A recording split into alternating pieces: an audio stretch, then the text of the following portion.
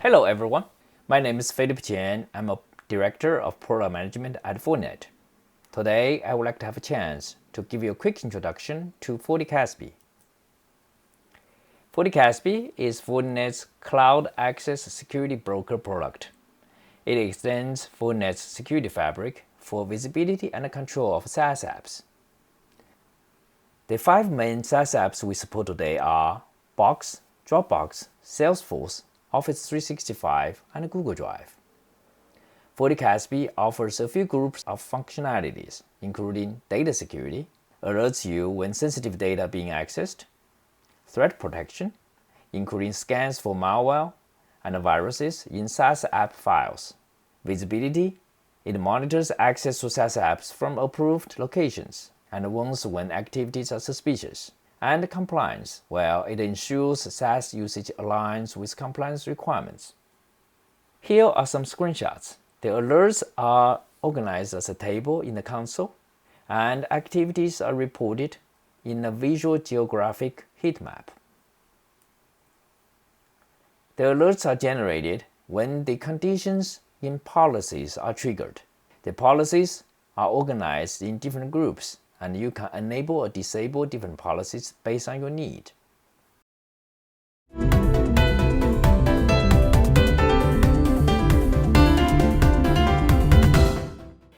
If we log into FortiCASB, here is the console you're going to see. Over here, there are 2 bar charts. One is called Alert Trend, and another one is called Activity Trend. The Alert Trend aggregates all the alerts, while the Activity Trend aggregates all the activities. You will see the difference when I click on each of them.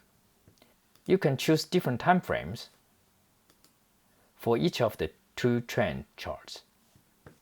Now, for the alert trend, actually for both, the alerts, or in this case the activities, are color-coded based on the apps they came from. So the light blue represents Dropbox. So if let's say we choose this particular time, which is a half-hour window on August the 5th, and click on the Dropbox session, we get a group of alerts that was generated. Each of the alert has alert type, the policy name or how it was generated, the object that triggered the policy, and other relevant information. Let's say we choose this one, which is a SSN policy alert. We see the users who triggered this alert, the policy name, and the file that actually contains sensitive information, the social security numbers. Here are some evidence why the alert was triggered. We know the United States social security number are 9 digits, so over here we are only showing the last 4, but you can see the format is 9 digits.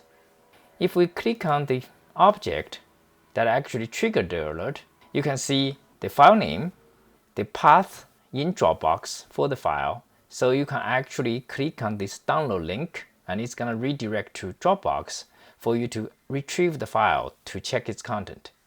Also, the violation data pattern list of this file. So not only this file contains social security number, it also contains some United Kingdom passport number and German passport number. You can get some of the information about the policies in the window. Oh, on this right side, it also contains the history of the file. So for this particular file, this user uploaded the file on August 5th this time. With the information, you have the history of the file and the content of the file, and you can do further investigation.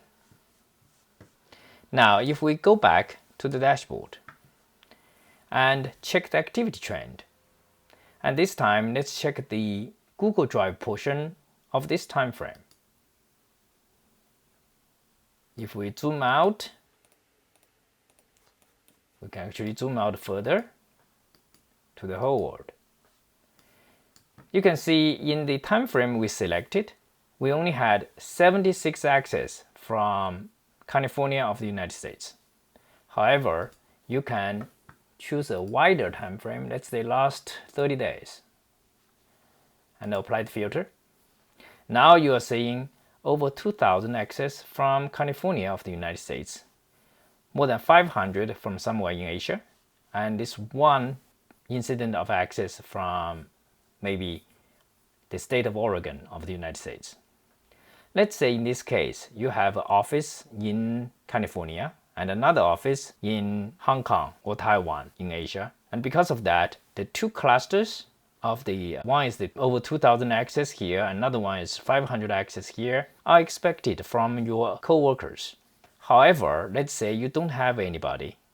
You don't have an office in the state of Oregon, and let's say we're not considering working remotely in this case, then this particular one access would be a suspicious activity. So if we click on it, we can see it came from the city of Poland, and this particular user from this IP address created a file. So if this is something you think violating your corporate policy, you may want to do further investigation into it. So those are the two kind of use cases we started from the trend charts. Let's say now if we can take a look on the policy section, you can see there are a total of 34 data analysis policies and in the Google Drive section. And those policies contains checks for social security numbers, passport numbers, insurance name policies, driver license numbers. So what we're doing is basically checking the files in Google Drive against those predefined data format policies. And if there are patterns matching the predefined pattern, then an alert will be generated. Similarly, for threat protection, we have different policies like excessive login failures, password changes, suspicious movement based on IP addresses, geographic location changes. So those would be other policies that are potentially violated, and in that case, you will be alerted. There are also compliance policies, including SOX, COBIT, PCI, HIPAA, GDPR. Since we only have limited time, I'm not going to go into them in this demo. Here are some product information. So FortiCASB itself is a software as a service application. You can order it by subscribe to the service. The pricing is based on number of users, and the basic SKU or the minimum you can purchase is a 100 user SKU, and that SKU is stackable for more users or more years.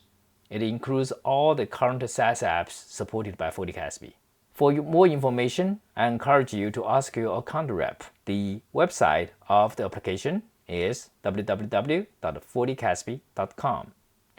With that, this concludes my quick introduction of the FortiCASB product. Thank you and have a great day.